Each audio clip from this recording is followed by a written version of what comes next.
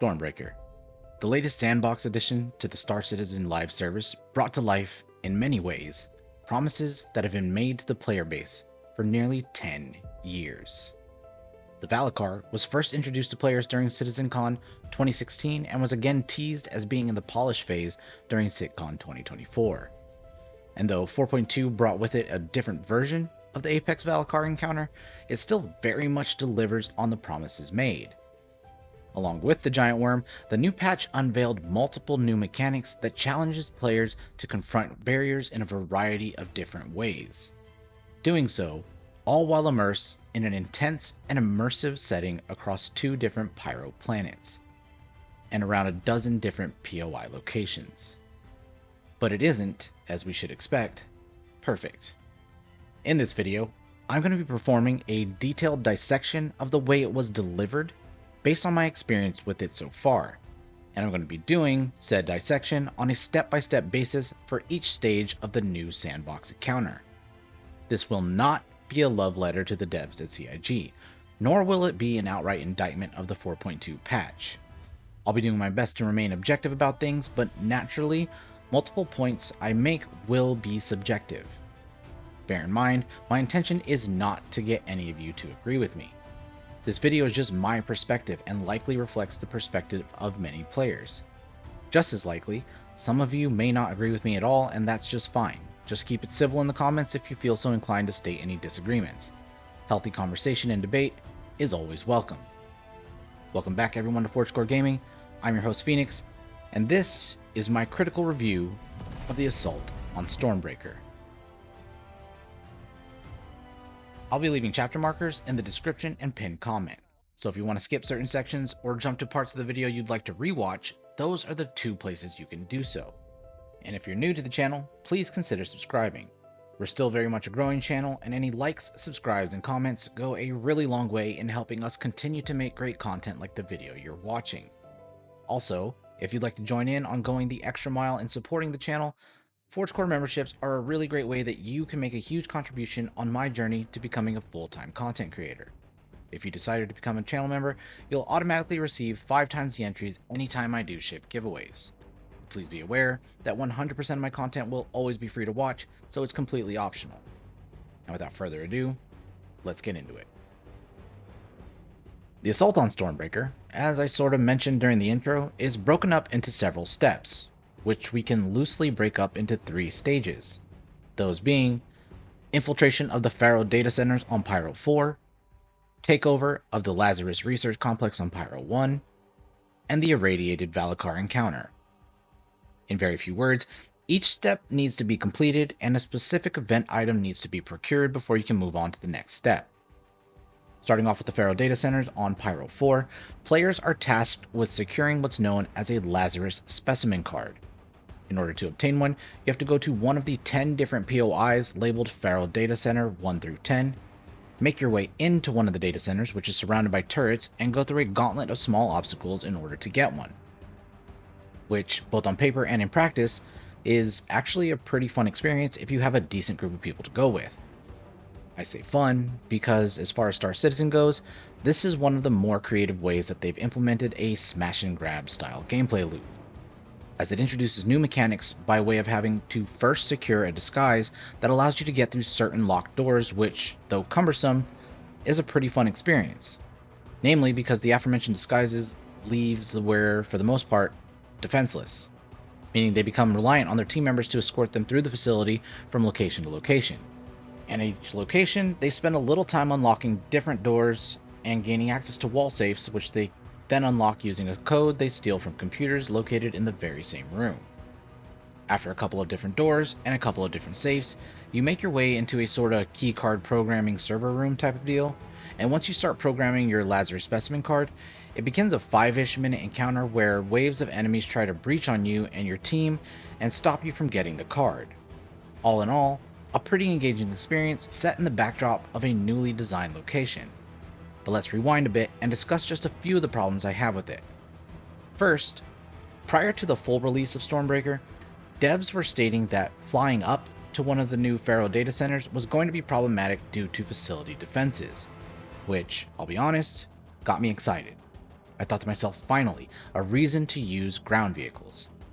Which would have been awesome and would have explained why there's been so much focus on producing and selling dropships. It all made sense, or so I thought.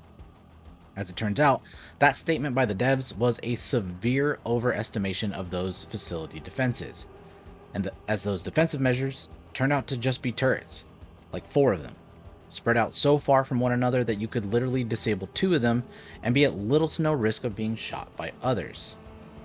And we've been dealing with turrets for a long time with Ninetales bunkers. That's not a new mechanic, nor is it a difficult one to overcome.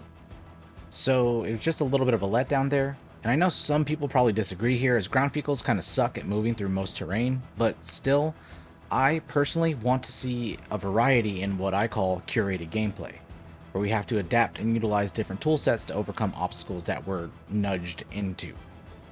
Now you could argue that that would be a bad idea because not all players have access to ground vehicles or ships that can move them, thus they would be gated from the content, and well, okay, the simple solution to that is to put different little derelict garages 5 to 8 kilometers out from the new POIs that have quote-unquote abandoned vehicles for people to use, much in the way they provide ATLS at the Hathor locations or ICDs at the Valakkar fight.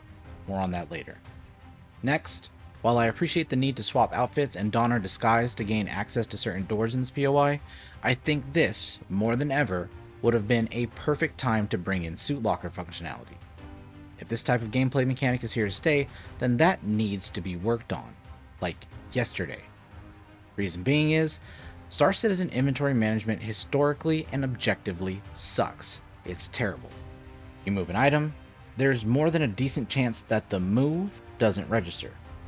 You drop an armor piece, there's more than a decent chance that that armor piece is either broken and can never be interacted with again, or it just falls to the planet. On more than one occasion, our dedicated disguised scientist's inventory completely borked after swapping outfits, which is generally only fixable with an Alt F4. Which, okay, admittedly, there are worse things than having to relog, but that isn't a thing that should be happening. Nor is it something we should have to contend with while dealing with droves of NPCs and the heavy potential of being attacked by other players. Now, I'm not saying that the Farro data center was an overall negative experience. In fact, for me and my org, it was an overwhelmingly positive one. We didn't have to contend with other players often, as there are 10 POI options, so if you're on a mid-population shard, the likelihood of you running into another group of people, at least at this stage, is fairly minimal. Additionally, I think the level of PvE challenge for this POI felt appropriate. There were never so many NPCs that we felt exhausted by the spawn rate, nor was it so empty that we had nothing to do. Except of course for the few times we went to one of these locations and absolutely nothing was spawning. Not sure what was going on there. Overall, I give the stage of the assault on Stormbreaker a solid A- or maybe B+, which is respectable, and I'll be honest, surprising for CIG. But maybe the bar of expectations I have for them is pretty low. Now let's talk about Stage 2 of the Assault on Stormbreaker, otherwise known as the Lazarus complexes on Pyro 1, where we now have to take our Lazarus specimen card and gain access to the Valakkar egg so we can summon the Apex Valakkar. This is the POI where things really get interesting, as the difficulty and obstacles to overcome get taken up a notch or two for a variety of reasons.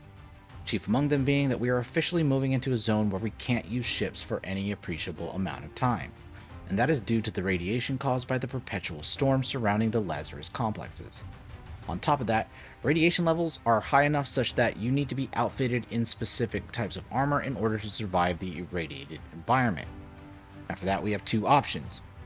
First being heavy armor, which will give you a lifespan of about 15 minutes.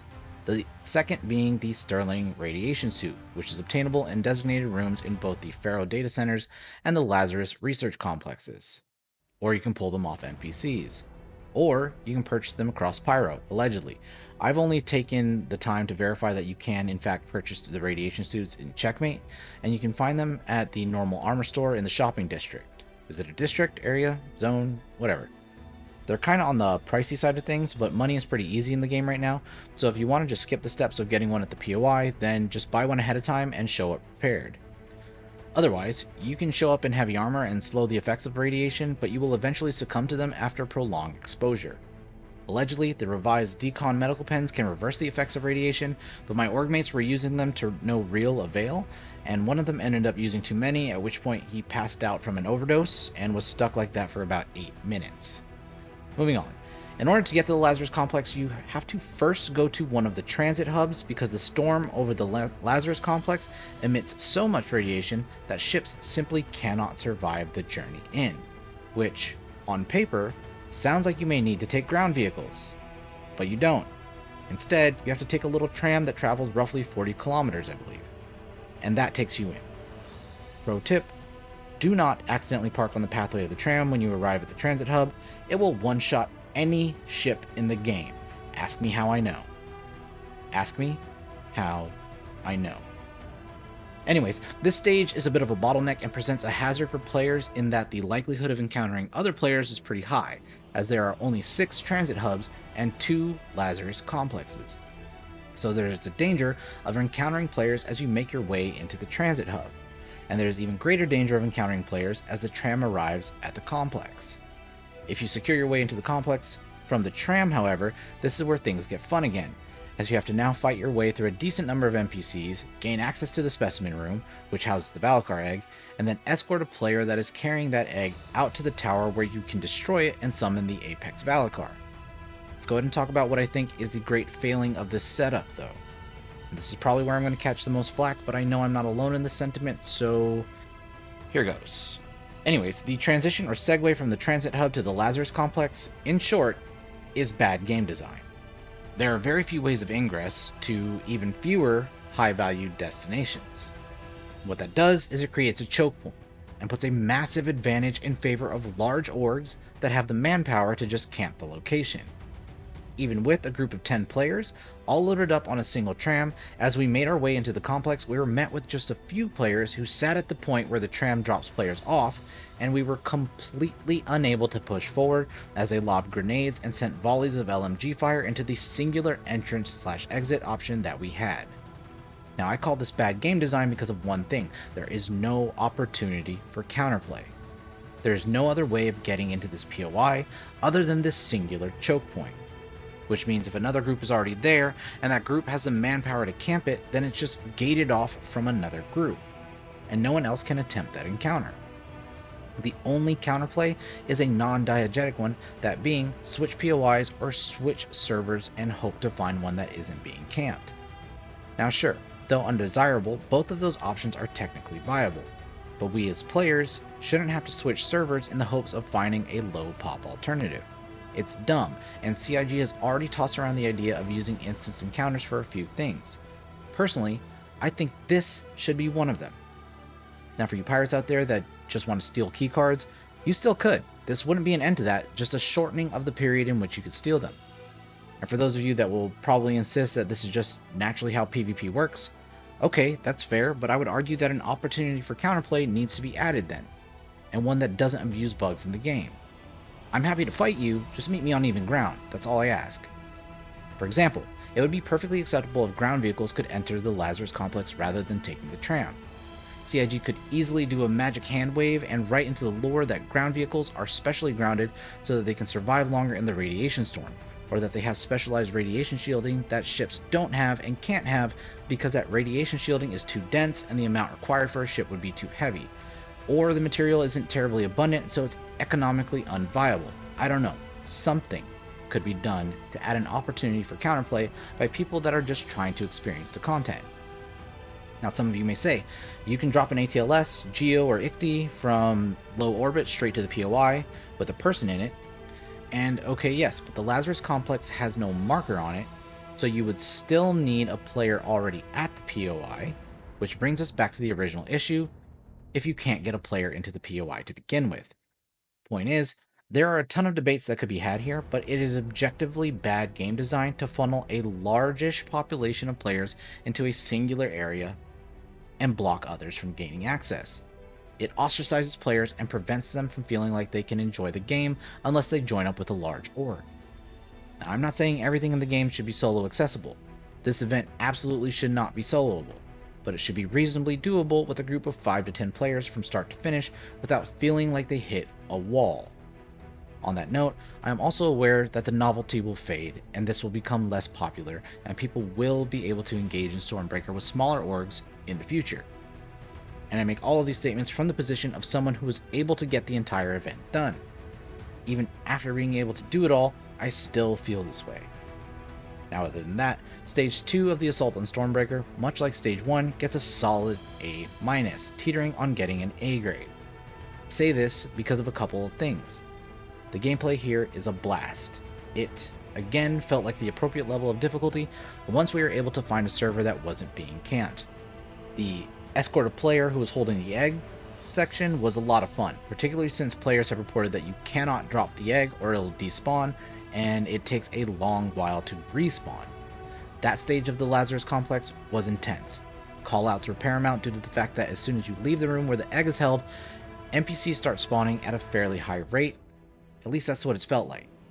There had to be coordination as some players needed to clear the front while others needed to bring up the rear, because we were literally being run down by enemies on our way out of the facility. I was the egg carrier for my group, and I had to wear a radiation suit because the egg emits high levels of lethal radiation. The downside of the radiation suit is that it doesn't have a ton of defensive capabilities, so I was pretty squishy.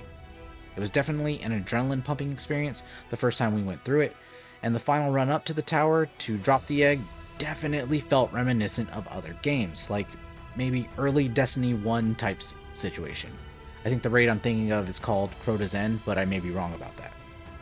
Anyways, that experience was one for the books so far, and tops the charts for my lived experiences in the Star Citizen universe, so hats off to CIG there. But I have to admit, it falls short in comparison to Stage 3. Immediately after placing the egg in the tower where it's destroyed, everyone in your party has to take position because the Apex Valakkar is about to spawn. And with it, several adult Valakkars, which are a few meters tall but pretty easy to deal with. Now, I messed up and brought a P8AR and a parallax rifle, neither of which were particularly useful against the Apex, but there were 3 to 4 Geo-Icties scattered around the battlefield, and I was able to hop in one of them for the majority of the fight. Just a heads up, they're not normally just scattered out there. I believe they were left behind by other players. In essence, the encounter is pretty simple and is more of a war of attrition than it is a DPS race. A tip to anyone that decides to do this fight, get closer than you think you need to be. Aim for the cracks in the Valakkar's armor, and anytime he's about to spit, or is in the act of spitting, aim for the center of his mouth. Also, don't panic if you get hit by a spit. It is not a one-shot, and it doesn't do damage over time. It's just like a 30% HP hit, so top yourself off after, and keep on shooting. And there are also a couple of factors to take into account while doing this encounter, beyond just the boss. Namely, the environment is still kicking your butt. Pyro 1 is hot, so you and your party members are going to overheat. There's a tiny little building with an airlock on it right next to the tower. I would recommend cycling several of your party members at a time and give them a break from the radiation and the heat. Once their body temp levels return to normal, just cycle in the next group of players. Again, this isn't inherently a DPS race, though there technically is one because other players can still invade your fight, and they will in the attempts to steal the loot you get from killing the boss. We had about 3 to 4 players come in and try to kill us from behind, so always make sure to have someone acting as a lookout, namely at where the tram drops players off. Otherwise, the fight is pretty simple, and after about 15 to 25 minutes, depending on how well you're landing your shots, the worm will go down without a fuss. Afterwards, you can gather the fangs from the mouth using your tractor beams, and you can mine pearls from the little polyp-looking cysts on the worm's body. At least in theory, when we did the encounter, the cysts weren't spawning any pearls, or they were falling through the planet, or whatever. Which brings me to my next point. Elevators. When we were there, the freight elevator next to the Valakkar fight was broken, so we weren't able to send down the fangs that we collected. Now I found out after the fact that we could have technically finagled the teeth onto the tram and taken them back on our ships. But like, why? CIG is bad at elevators. We know this. They know this. So then why do we use elevators for every single event? I think until they can sort out that elevator mess, they need to just send a set amount of reward resources to everyone in the party of the person that destroys the egg, provided they're able to finish the encounter. They can leave the elevators there, mind you, inform the players that in the future we'll be using elevators and Valakkar rewards will have to be harvested from the corpse, but until we can sort out this elevator problem, we don't want players wasting their time and not getting the rewards for completing the event. Bam. Finished. Goodwill returned to the players, and they bought themselves some time to figure that problem out. Other than that, I am, once again, going to mention instancing this fight, because realistically, this can take hours to get to this point, especially if this is your first time going through it. I think all in, we spent 6 hours getting this done, and that was battling bugs, finding a server that wasn't camped, and completing the POIs, etc. And I would have hated for that experience to have been stolen because another large group of players came up behind us and killed us while we were fighting the Valakkar. But overall, the ambiance in experiencing the Valakkar encounter was insanely good. I recently built a pretty good PC, so I was sitting around 100 frames per second the entire time, and that's while I was recording on the same computer. I am unsure, however, how it performs on mid-tier computers though. But the weather really helped boost the visuals to the next level, and impressive visuals is something CIG just does exquisitely anyways, and this is one of those times where those visuals actually play a part in the experience.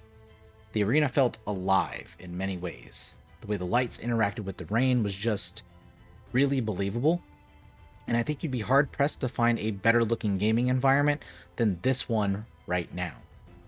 I'm sure some exist because Unreal Engine 5 is just insane, but this still felt just next level. After everything considered, I would have to give Stage 3 of the Assault on Stormbreaker, again, another solid A grade. I'm actually impressed with this sandbox event. From start to finish, it's just really engaging. There are new mechanics to contend with, fun encounters, some bugs, of course, and some design choices that are questionable at best, but it would appear as though CIG is getting a little bit better at this. If you just look at the trajectory of the quality of things coming out of that studio in the past 6 months, it's really hard to deny that things are getting better. And there's a lot more of a game now than at any time previous to this. That's exciting. Okay, this video has officially gone over my budgeted time, so I think we'll end it there. If you enjoyed the video, I'd like to take a moment and ask that you hit that subscribe button as a free way to support our channel's growth. Also, hit the like button to help the YouTube algorithm know that we did a pretty good job. Finally, don't forget to leave a comment with your thoughts on the content that has been released in 2025 so far. I'd love to hear from you. As always, thank you all very much for watching. Fly safe out there, and I'll see you in the verse. Phoenix out.